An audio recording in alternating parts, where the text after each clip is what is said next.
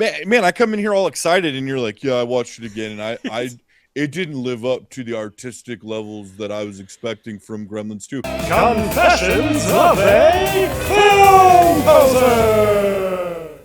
We're film posers, movie fans that somehow miss some of the classics, but this channel is dedicated to fixing that one movie at a time. One of us posers has never seen the movie Gremlins 2, The New Batch. Eli, why is that?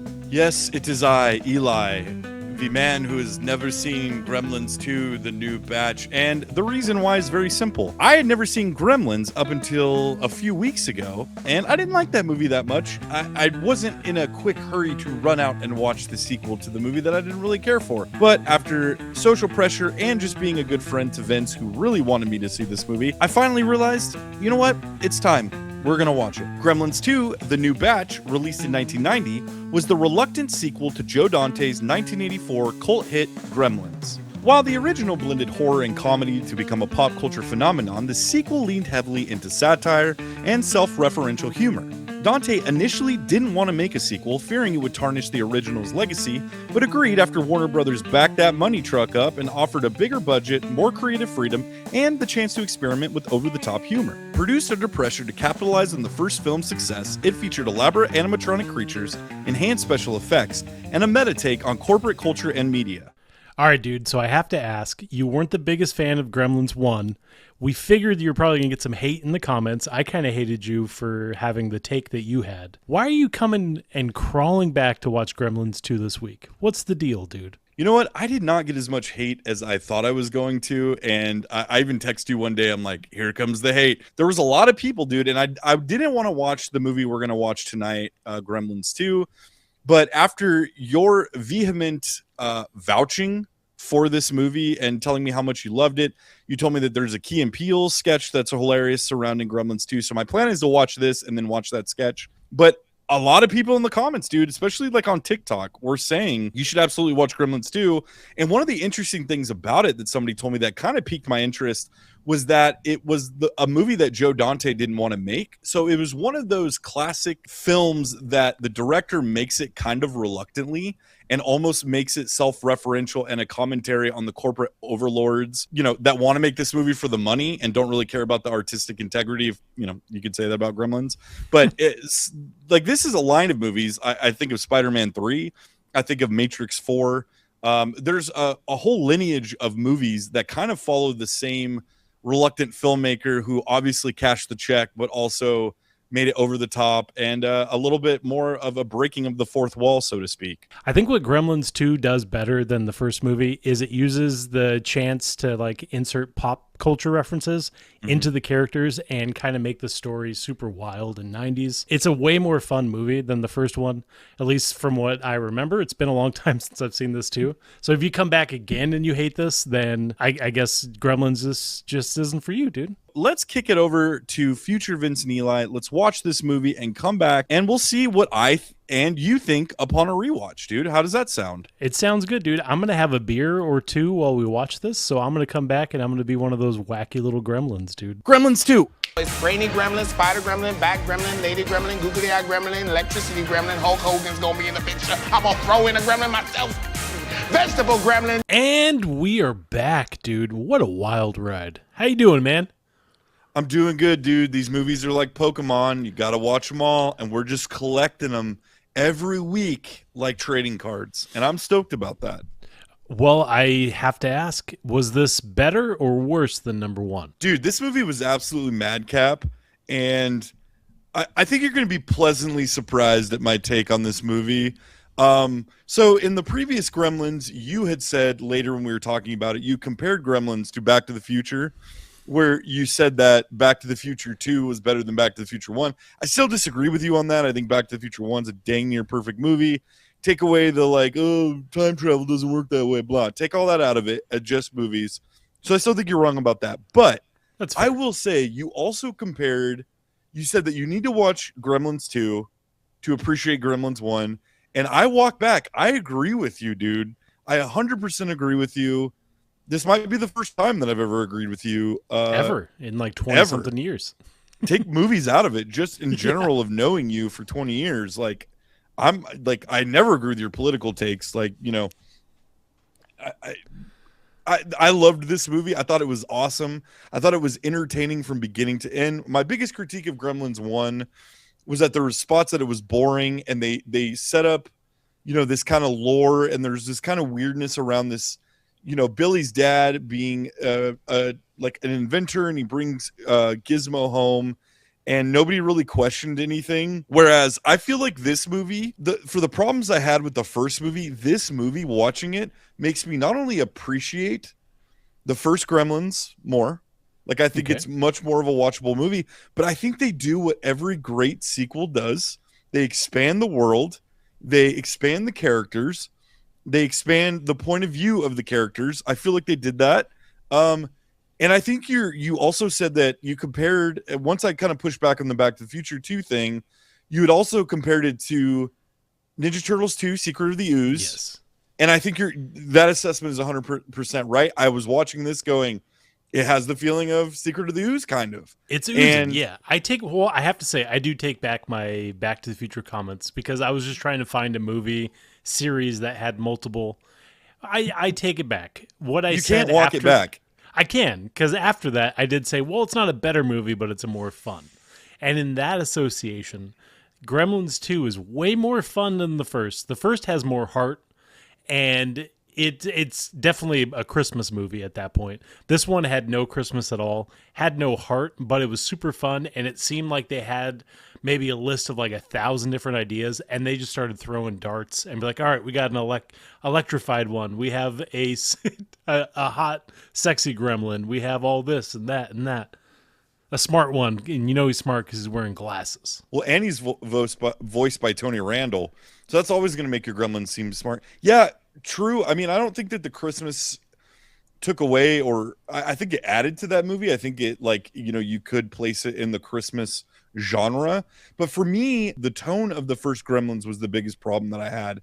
Followed second by, like, you don't really care about the characters, which then makes you not really care about Gizmo or the Gremlins. I know a lot of people would disagree with that, and like I said at the time, I understand.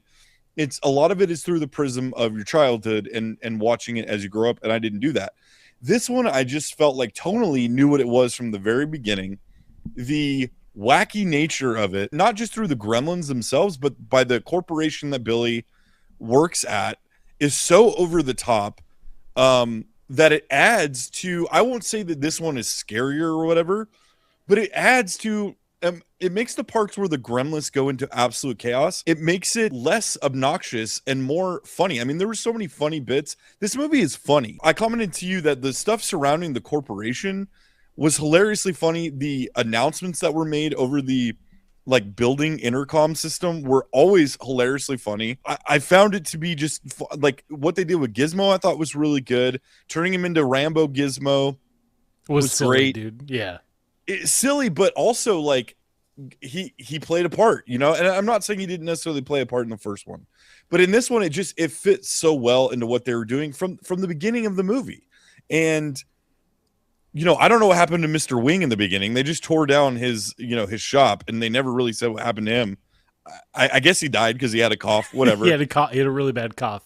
6 weeks later, he was gone, dude. Right, but it's just so much more of an enjoyable experience when the movie understands its tone. And, that first one I kept going back to, I wanted it to kind of devolve into a horror film. This one was just a good time. The Gremlin sequences in this one as well get a little bit, they go on for too long. They're a lot more fun in this one. They go on a little bit too long, much like the first one.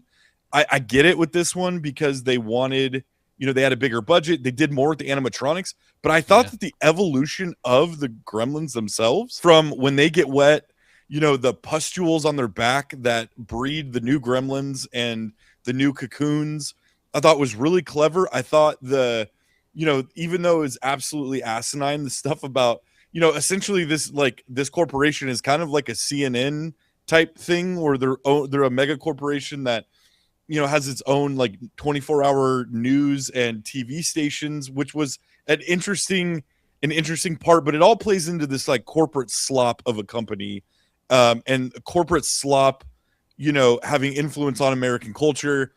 Definitely this is like a movie where you can tell these guys were given creative control to do what they wanted. And while it was wacky, I mean, my favorite part of this movie was where they stop the movie in Hulk the movie Hogan, dude. and Hulk Hogan shows up, but it's not even, I mean, that part is hilariously funny with the fact that like, it's so meta that they stop the movie in the movie and then pick the movie back up again. Yeah, I love that stuff. Which shouldn't work. It should not work, but it absolutely did. And dude, I'm geeked on this movie. I thought it was great. I had such a fun time with this movie. Yeah, I'm surprised. We were texting back and forth just like stupid jokes.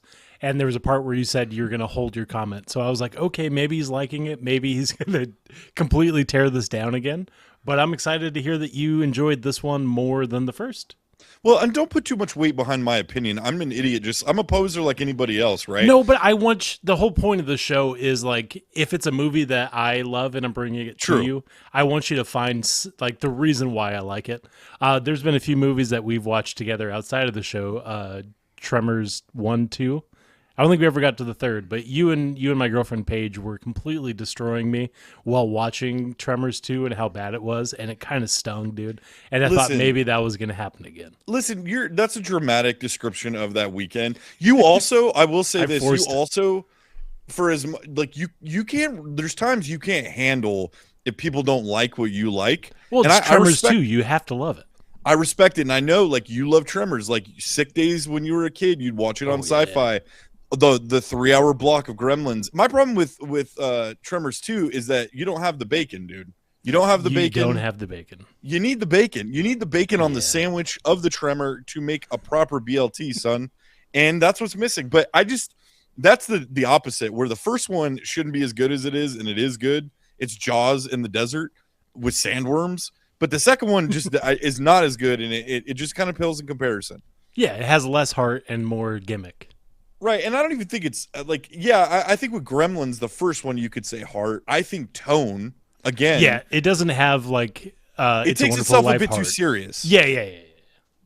But this one just, I thoroughly enjoyed it, man, from top to bottom. Just like even Billy, the character of Billy, I thought he was awesome. And like, he's the one that holds the keys and the knowledge of what these Gremlins are, along with Dick Miller. I thought it was great they pulled him in. That was kind of wacky too, where they're like, we're in New York and we came from Kingston. We came to visit. Yeah. Your mom made you a pie and someone sat on it. Right. And so it just is like, was pulpy where it needed to be pulpy.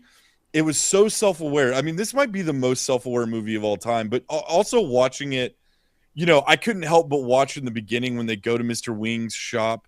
Like, I'm like, that's Joe Dante, the director, is Mr. Wing. Like, he didn't want to make this movie. He doesn't want to give you Gizmo. Yeah, he's forced. He's saying, I'm good. But the corporate overlords came in with their bulldozers, or translation, they backed the money truck up. And so I made this movie, but I just, it's also like, and here's, this review is taking myself too seriously already, but it's also what happens like when you let a filmmaker make the movie they want to make. It oftentimes, I can imagine if you went and saw the first Gremlins, you waited 6 years to see the new one, the sequel, and you went and saw it, it probably felt like it wasn't, what you wanted it to be. But I loved the brain Gremlin. I thought that was so genius. The salad Gremlin, salad Gremlin was another like highlight for me. Yeah, but the spider one was terrifying, dude. I'm not good with spiders, and it like triggered me when I was watching it. I remembered watching it as a kid and being like, "Oh shit, I'm not messing with that gremlin at all." Yeah, the Bat Gremlin, the Bat Gremlin. Yeah. So supposedly they're in production for number 3, and I personally think a good way to start that one would be if they're demolishing that tower that the gargoyle gremlin, Bat Gremlin, is on top of, and they like crack the cement and he's still alive. And he like flies off, and that's like the start of Gremlins 3. I think that'd be a sweet way to wrap it all up. Well, there's actually two things hanging out there from this movie. One is the cement gremlin gargoyle, which I thought was also awesome. But you also have the female gremlin. Yeah, dude, that'd be a weird start. Yeah. So before we go further, because I have an idea for number 3. Okay. But before we get there, I think my rewatchability on this one is 4 out of 5, and I think it ups the rewatchability of Gremlins 1. Wow, dude, that's great. I think even my rewatchability for this one is lower than that. Like, I had fun, but I was like, yeah, I think I'm I'm not the biggest Gremlins fan after watching both of them. It's been a long time. Even as a kid, I wasn't a huge Gremlin fan. The characters are dope, but I'd give this one a 3.5 out of 5 rewatch. So yours is higher. Man, I come in here all excited, and you're like, "Yeah, I watched it again, and it didn't live up to the artistic levels that I was expecting from Gremlins 2, even though I've seen it and told you it was the better one, and that you have to watch it." It's a better one. The reason why my score is a little bit lower is it felt long, dude. Like the first half felt so long, and I was like, all right, let's just get to it, dude. And I feel like they were establishing a lot for the story, but they didn't really have to do that much, dude. That's how I felt in the first one. I didn't feel that way with this one, and No? I think it's because you have the groundwork from number one, and there was a lot of not a lot, but there was an appropriate amount of callbacks from this one to the first movie that tied it together. I hate when people make sequels to movies, and like you saw it with the new Tron Ares, none of the stuff from Legacy is included, and they killed write characters from that, like Sam Flynn, who's the lead character, and kind of at the end of Tron Legacy, everything is set up on the back of him and Cora. And then in Tron Ares, they were just like, oh yeah, he's gone. Okay, so we're gonna go on with this one. I hate when they do that. And this movie did a really good job of that. And I just felt like, they had a really good third act. I felt like the solution to getting rid of them. I want to shout out to some of the cast of this movie because the cast made this movie. Phoebe Cates, of course, just because she's Phoebe Cates, but we got more from Robert Prosky, who we just talked about for Thief, and how terrifying he was in that. What a great counter to that role in this one. But his character in this was really good. He's kind of the midnight movie host, the Elvira, or Svengoolie, local public access channel horror host that wanted to be more. I kind of felt like I saw Joe Dante in that too. Joe Dante, I saw myself doing these other movies, but Gremlins is the one that popped off, and I have to come back and make. So I don't know if that was like the intent, but that's what I read into it. I guess knowing kind of his feelings towards this movie helped. Christopher Lee, who's like a horror icon, Lord of the Rings, Count Dooku. He was great as this kind of like madcap scientist that was in over his head. And I love that he was just like, I'm quitting. I'm never hurting another animal again. Like, we shouldn't be messing. Hilarious. John Glover as Daniel Clamp was my favorite character in this movie. He just was so funny, and he played things so wacky, but also played this corporate overlord CEO. Robert Picardo, who's Forrester, he's money and everything he does. Dick Miller back. Murray Futterman, we talked a little bit about him. Getty Watanabe, Mr. Katsuji. So great cast. Yeah. Did you know who Microwave Meg was, or Marge? Microwave No, Marge? but that was another one of my favorite moments. Like the idea of a cooking show using only microwaves. All of those little like TV like networks they had that were like, that was the entire network. I thought was really funny, and she's just getting sauced. She's the whole putting it in time. everything, dude. You messaged and you said Microwave Marge, and I was like, wait, is that an actual like person? Is that a show that I was unaware of? No, but I guess you just read it. It was so funny. Like, the concept of it was so funny, of like this 24/7 news channel where this lady gets sauced and just makes things in a microwave. And she's making comments like, this tuna casserole tuna and noodles used to take so long before we had microwaves. Dude, it's so funny, dude. It is so funny. So that's my thoughts on it. I really enjoyed it. Sounds like you didn't enjoy it as much, but it's one of those movies that you've probably just seen so many times that it's. Yeah, and I liked it. It was fun. I'm glad you enjoyed it. That was the point. All right, man. Well, my idea for Gremlins 3, you got to do a post-apocalyptic Gremlins movie. You start. They just take over. She has half human babies with that one guy, with Forrester. Yeah, we're 30. What is it? How many years are we from? 25 years. And I saw on IMDb that it said 2027. I don't know if that's accurate. It didn't look like it was in pre-production. Like, it'd be 35 years, right? Would it be 35 years? Yeah, it would be 35 years. Dude, you're right. 35 years. Crazy. So set it 30 years have gone by, and the Gremlins have taken over. Like the cement Gremlin, Gargoyle Gremlin, and the Lady Gremlin, and make it like a Planet of the Apes, like the third Planet of the Apes movie with Caesar. What was that one called? That one was called War of the Planet of the Apes. Yeah, War of the Planet of the Apes, where they've taken over the earth, dude. And there's just some lone survivors. They could be Phoebe Cates, could be Billy, and they're the ones with like the experts that they have to find. They're like bunkered away somewhere. If they have to find them because they have like all the knowledge of the Gremlins, and start the movie from like the Gremlins have taken everything over, and then scale it back, dude. Make it a total like Mad Max movie. That'd be fun, dude. I'm trying to figure out if the female gremlin has a name. Her name's Greta Gremlin. You already got it, dude? I got it, dude. I'm fast with it. The Bride of Gremlin is what she's referred to as. That's so awesome. So that's my idea, dude. I think that's a good idea, would be dude. Hilariously funny, and you can make it. You could kind of mix the tone up. You can make it wacky, but you could also ground it a little bit and make them truly scary. You know, you've already set up the concept that the Gremlins can get smart, dude. So they could become warlords. Dude, are we going to be watching Gremlins 3 when it comes out on the show? We have to now. We're have locked in, right? If we're still around when Gremlins 3 comes out, we will watch it. And we will be. Yeah, dude. All right, man. Well, that's all I have for Gremlins 2. Again, really enjoyed it. Thanks to everybody that suggested it. Thank you, Vince, for really holding my feet to the fire and making sure I watch this. Do you have anything else to add? I don't, dude. I'm excited for this is our first show of the new year, I believe. So this year we're going to do a lot of fun stuff. We probably don't have time to show our Christmas present movie hauls, but we got a lot of exciting stuff planned for the future. I got a lot of movies that I really want to break into, but we're waiting for the show. So stick around and give us some suggestions in the comments and suggestions in the comments.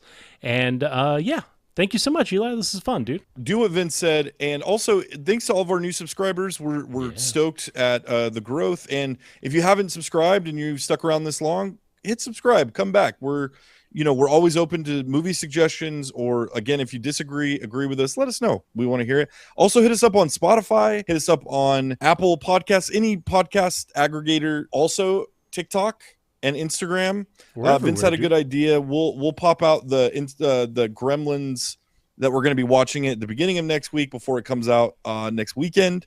So follow us on Instagram, follow us on TikTok, follow along, and we'll see you guys next week. Thank you so much. All right, later, dude. Bye. Confessions of a Film Poser.